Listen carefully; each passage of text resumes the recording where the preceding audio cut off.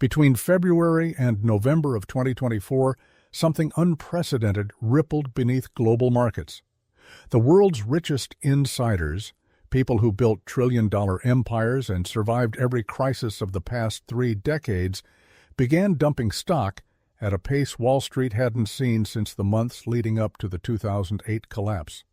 Not quietly, not gently, but in massive, near-synchronized waves.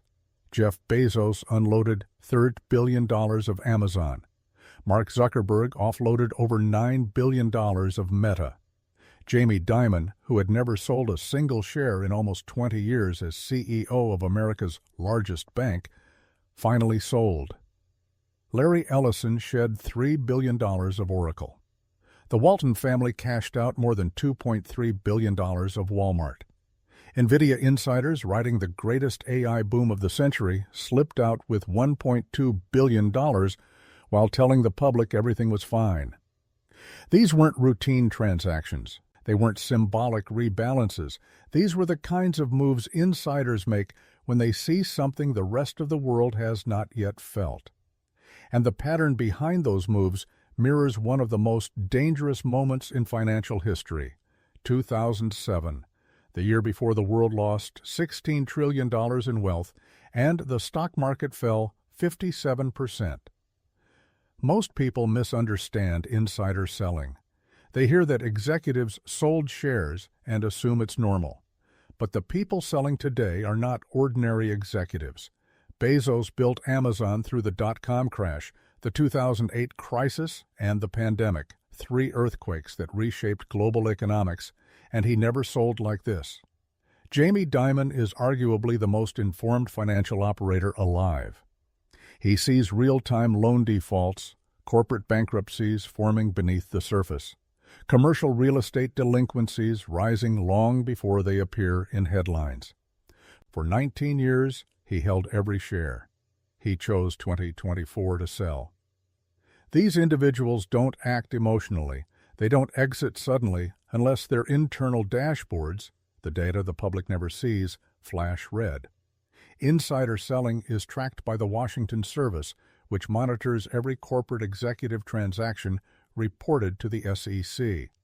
A healthy level of insider activity shows a sell-to-buy ratio around 2:1 or 3:1, totally normal, since executives often sell for diversification, personal expenses, or tax obligations.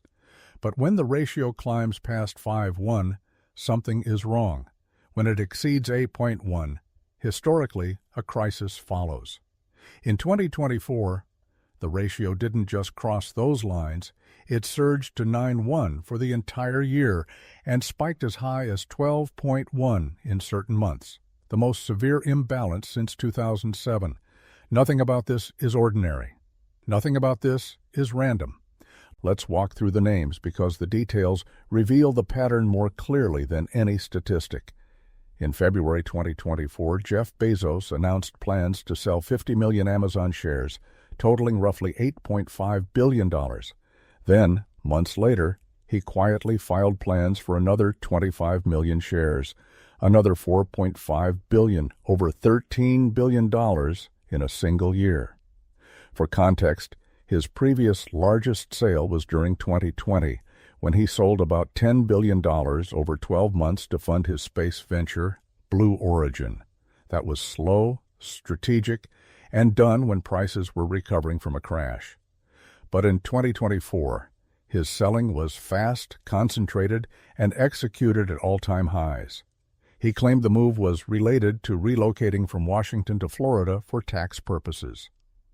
But Bezos has been a billionaire since 1999. He could have moved any year of the last 25. He chose the year Amazon hit a $2 trillion valuation at the peak of an AI-driven market mania. That is not tax planning. That is timing. Mark Zuckerberg followed a similar rhythm. Throughout 2024, he sold Meta stock every single month.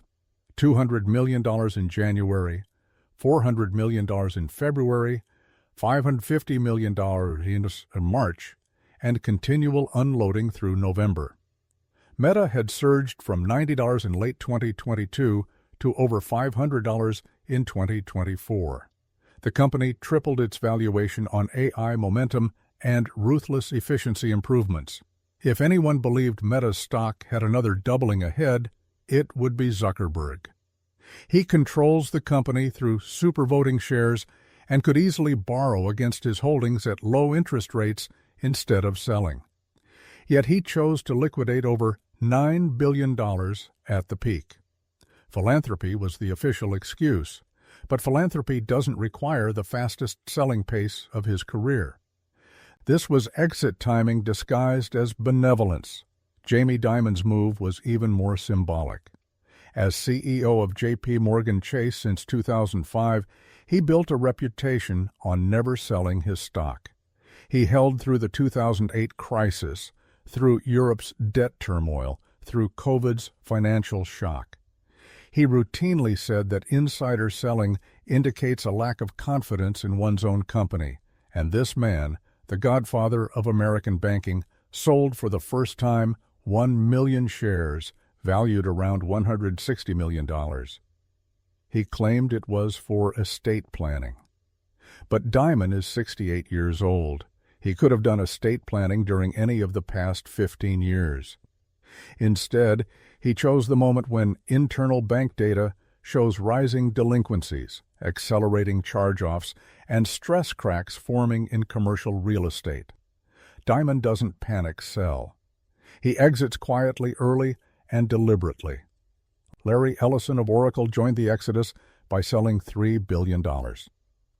Oracle surged on AI infrastructure demand. Every company building AI models depends on databases, cloud engines, and compute resources. Oracle's stock nearly doubled in a year. Ellison has been with Oracle since 1977. He doesn't sell because he needs cash. He sells because he knows when valuations stretch far beyond realistic growth trajectories. When founders with 40-plus years in a company start selling into the hype, it's rarely without reason. Even the Walton family, who treat Walmart stock like a sacred inheritance, liquidated over $2.3 billion. Walmart isn't speculative. It isn't cyclical. It's one of the most stable consumer businesses on earth. When conservative dynasties start selling at record highs, it signals something bigger than company fundamentals. They see trouble in the macroeconomic horizon.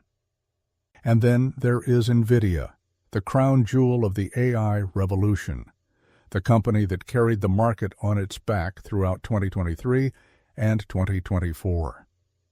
While the public was convinced AI chips would rise forever, NVIDIA insiders were selling millions of dollars worth of shares. Every bubble in history, from railroads to radio to .com, has shown the same pattern. Insiders leave before the story ends. Altogether, insider sales totaled $464 billion in 2024, the second highest figure ever recorded. Only 2007 was higher. If history is any guide, this kind of mass insider exit has never been followed by a quiet period. It has always been followed by turmoil, and we haven't even touched the 5 historical patterns that connect insider selling to future crashes with near-perfect accuracy, nor the private data streams billionaires see that regular investors will only learn about months from now. Those pieces, the deeper patterns, the hidden signals, and the inevitable timeline come next, and once you understand them, the market will never look the same again. Before we move into the billionaires' private warning signals, we need to confront the patterns that history has carved into the market, patterns that repeat with a precision that borders on mathematical inevitability. For nearly 50 years, insider selling has followed a series of rhythms. These rhythms don't care about optimism, political narratives, or what CNBC's guests think. They are grounded in data, in human behavior, and in the cold logic that those closest to the truth act first. And every time these rhythms have appeared, the markets unraveled within months. The first rhythm is timing. Insiders always sell 12 to 24 months before major market peaks. In 1987, insider selling spiked 350% in the first half of the year. The market continued climbing until August, then collapsed 22% in a single day that October. In 1999 and early 2000, tech executives were dumping shares at record pace even as the public was euphoric about the Internet. The Nasdaq peaked in March and then fell 78% over the next 2 years. In 2007, insider selling climbed to $650 billion, the highest ever recorded. The S&P 500 peaked that October, and the financial world burned for the next 18 months. The pattern is eerily consistent. Insiders exit while prices still rise. Retail keeps buying. The market hits a euphoric peak, and then the crash arrives. The insiders always survive. Those who follow narratives instead of data do not. The second rhythm is the insider sell-to-buy ratio. Every time this ratio has surged above 8:1 for any extended period, a crash or deep bear market has unfolded within 2 years. Not almost every time. Not usually. Every single time. Since 1975, the pattern has a perfect track record. 8 spikes above 8:1, 8 major downturns. No false alarms. And in 2024, the ratio not only hit 9:1, it also reached 12:1 in some months, the most extreme reading since the pre-crisis year of 2007. This ratio doesn't reflect fear. It reflects foreknowledge. It reflects people who see deterioration before it reaches the public. Just like pilots feeling turbulence long before passengers notice, insiders brace for impact while the rest of the cabin is still sipping champagne. The third rhythm is sector-specific. In every major crash of the modern era, insiders in the most overvalued sectors dumped stock first. In 1999, it was technology insiders, engineers and founders who knew their companies couldn't justify 100x sales valuations, who ran for the exits while day traders were still celebrating. In 2006, 2007, it was financial insiders at Lehman, Bear Stearns, and Countrywide who quietly sold shares as they watched toxic mortgage portfolios degrade behind the scenes. The public didn't see the rot until it was too late. And now, in 2024, insiders in tech and finance are leading the sell-off once again. The sectors inflated by AI hype and leveraged corporate debt, Nvidia, Meta, Amazon on one side, JP Morgan, and other banking giants on the other, are unloading faster than any others. Insiders always flee from the sectors closest to the source of the next crisis. And this time, they are fleeing from industries priced for perfection. The fourth rhythm involves a specific kind of insider, founders and long-term holders, the people who built companies from scratch, who held through every downturn, who always believed their valuations would recover. When these people sell, it signals something deeper than short-term caution. Bezos held Amazon for 30 years. Zuckerberg held Meta from the day it was born. Ellison held Oracle since the late 1970s. Jamie Dimon held JP Morgan stock for nearly 2 decades without selling a single share. These are not traders. These are loyalists, builders, visionaries. They've lived through the dot-com crash, the housing collapse, and the pandemic. They know what a market top feels like. And for the first time, they're all selling together. That collective shift matters. It signals that they believe today's valuations are not only stretched, but unsustainable. The fifth rhythm is the harshest of all. Massive insider selling has never been followed by new market highs within the next 24 months. Never. When insider selling crosses $400 billion in a single year, the market always enters a crash or multi-year stagnation. It happened after 1987, after 2000, after 2007. Every time, new highs didn't appear for years. And in 2024, insider selling reached $464 billion, the second highest total in history. If the pattern holds, the market will not surpass its 2024-2025 peak for at least 3 to 5 years. A long plateau or a long decline is statistically inevitable. Now we arrive at the question that terrifies ordinary investors. What exactly are billionaires seeing that the rest of the world isn't? What private numbers are flashing red on their dashboards? What data streams, hidden from public markets, are telling these titans to run? One clue can be found in the Buffett Indicator. Warren Buffett himself has called it the best single measure of where valuations stand. It compares the entire U.S. stock market to the country's total GDP. Historically, markets are fairly valued when the indicator sits between 80% and 100%. Over 120% is expensive. Above 150% is dangerous. In 2024, the indicator sits at 185%, one of the highest readings ever recorded, surpassed only by brief distorted moments during COVID stimulus. For the indicator to normalize, two things could happen. The economy could grow at an extraordinary pace, or stocks could fall dramatically. Given slowing GDP growth, shrinking margins, and rising costs of capital, the second outcome is far more likely. Billionaires know what mean reversion looks like. They've seen this chart before every major downturn. Another indicator flashing red on their screens is the Shiller P/E ratio, which smooths earnings over 10 years to reveal long-term valuation distortion. Its historical average is around 16 or 17. When it rises above 25, markets tend to be overvalued. Above 30, historically, is bubble territory. In 1929, it peaked at 33 before markets collapsed. In 2000, it reached 44 before the dot-com implosion. Before the pandemic crash, it clocked in at 38. In 2024, it sits at 34, comfortably inside the danger zone. Billionaires aren't guessing. They're responding to signals that have only appeared during the most dangerous periods in market history. Margin debt is another silent threat.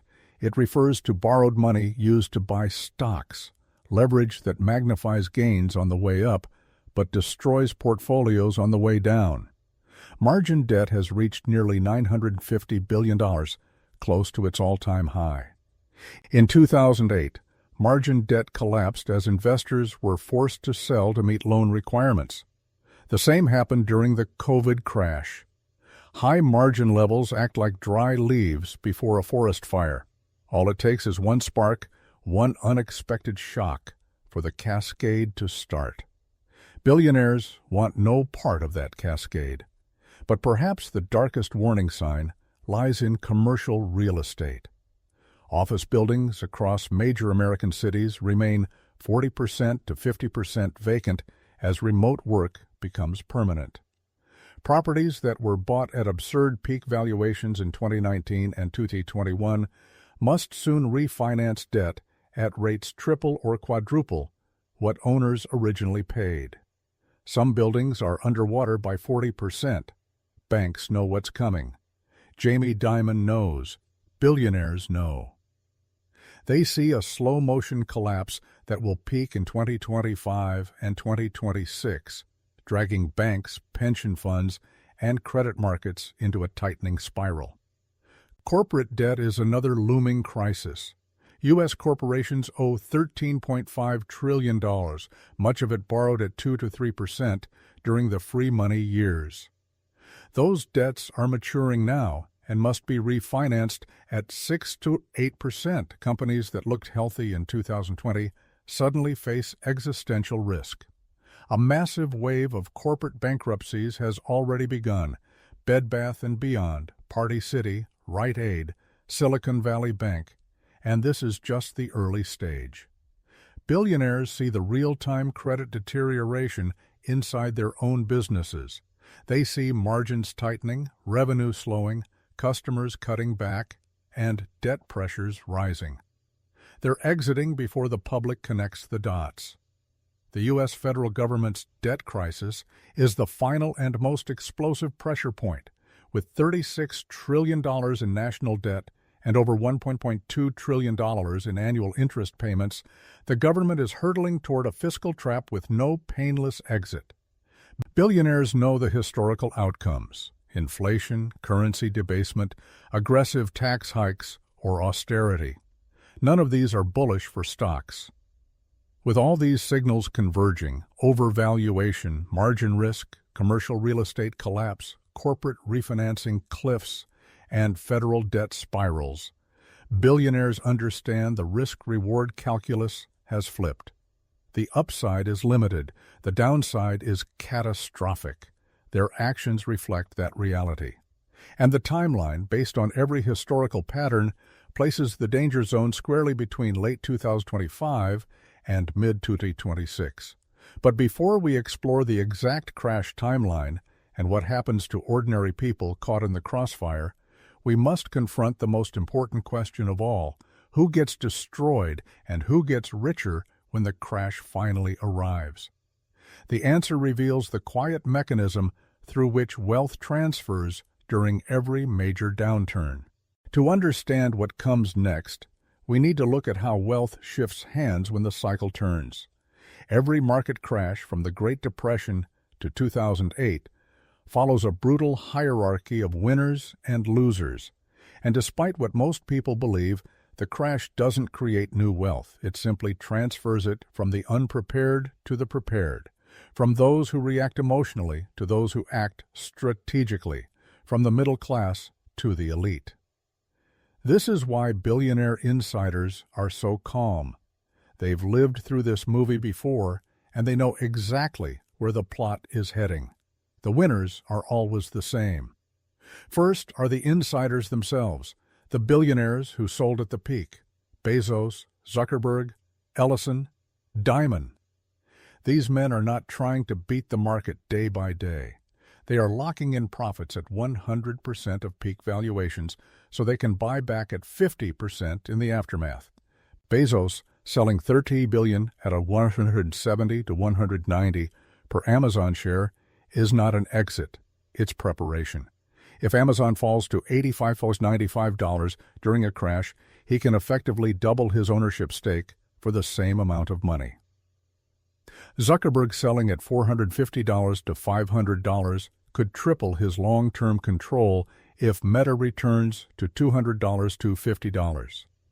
Jamie Dimon selling at $155 to $165 could buy J.P. Morgan at $90 to $100 after a downturn. This is the quiet flywheel of billionaire wealth. Sell high while the public is euphoric. Buy back low when the public panics.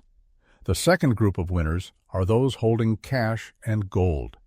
Cash during a crash becomes the most powerful asset in the world, not because it grows, but because everything around it shrinks. When prices collapse, cash becomes a weapon. It buys distressed assets at half their value. It buys businesses, stock positions, real estate, and opportunities that simply don't exist during bull markets.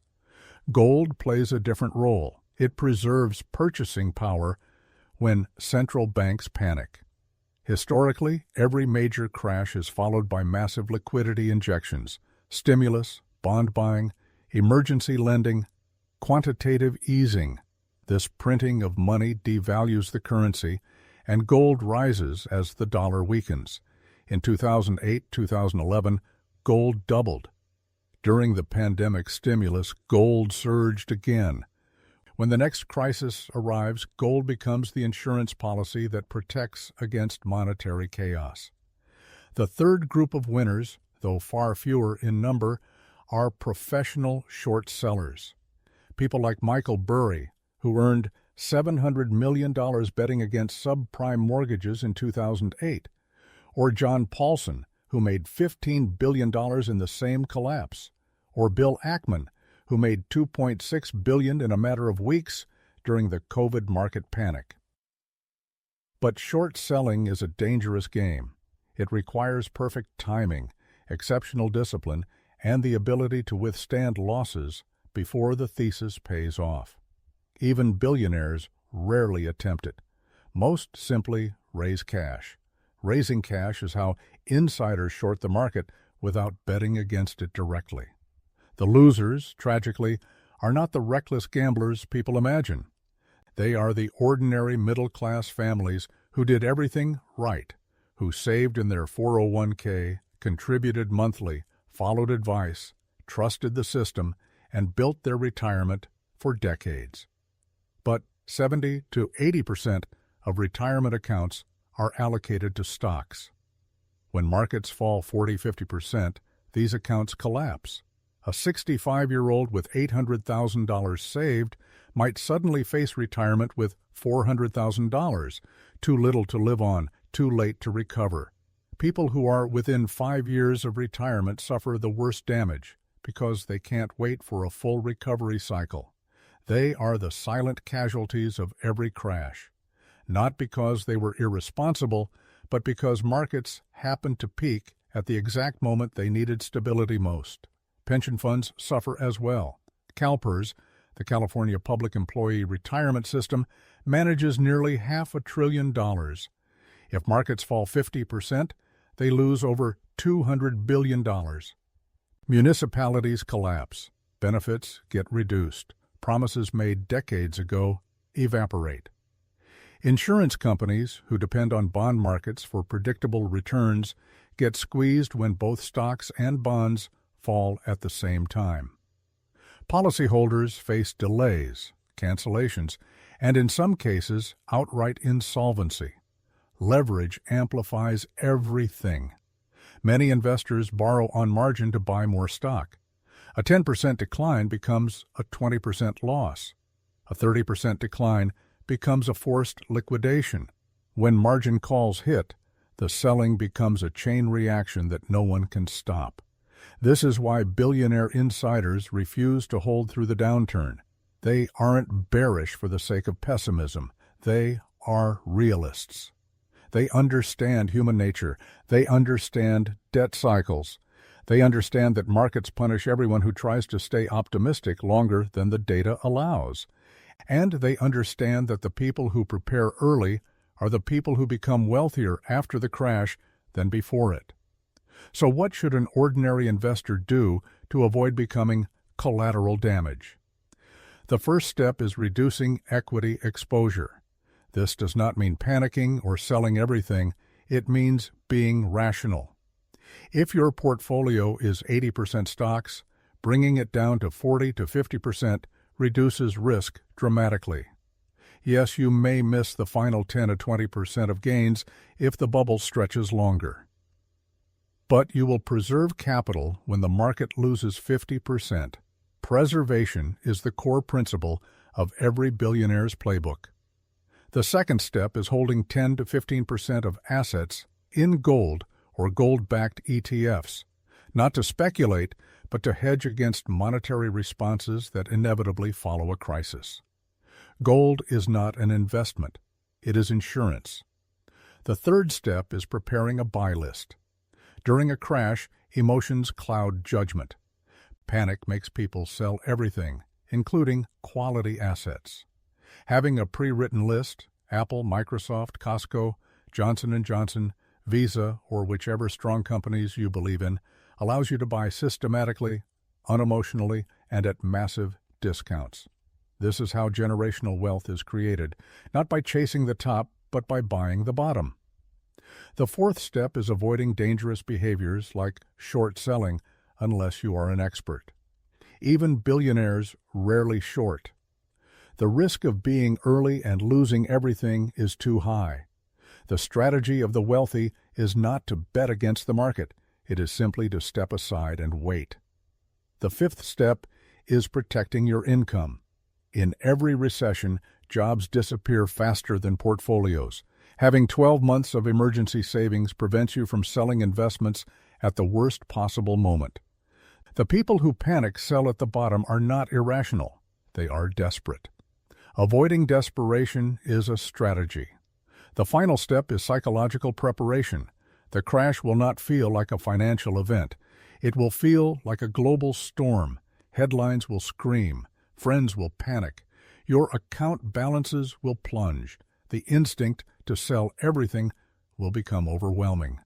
This is the moment when fortunes shift. Knowing this in advance is what separates those who get crushed from those who quietly accumulate assets while others flee. And now we return to the beginning, the billionaire exodus. More than $50 billion sold by the world's most successful insiders. Over $464 billion sold in total, the second highest year in history. The sell-to-buy ratio at 9:1. Patterns that have predicted every major crash since 1975 are flashing the same warnings they flashed before 1987, 2000, and 2008. The Buffett Indicator at 185%. The Shiller P at 34. Margin debt near record highs. Commercial real estate collapsing. Corporate refinancing cliffs approaching. Federal debt spiraling. Internal corporate data deteriorating. The timeline aligning with historical cycles, election cycles, and debt cycles. Everything pointing to a danger zone between the third quarter of 2025 and the second quarter of 2026. The billionaires aren't leaving because they're pessimistic. They're leaving because the math tells them to, because the system is overextended, because every signal they trust says the same thing: prepare. They are not making predictions. They are recognizing patterns, and if you see those patterns now, you are standing at the same crossroads they were standing at months ago. In every era, people have a choice. Ignore the signals and hope the storm passes, or accept the signals and position themselves before it hits. Today, the signals are louder than at any time in the last 15 years. The choice is yours.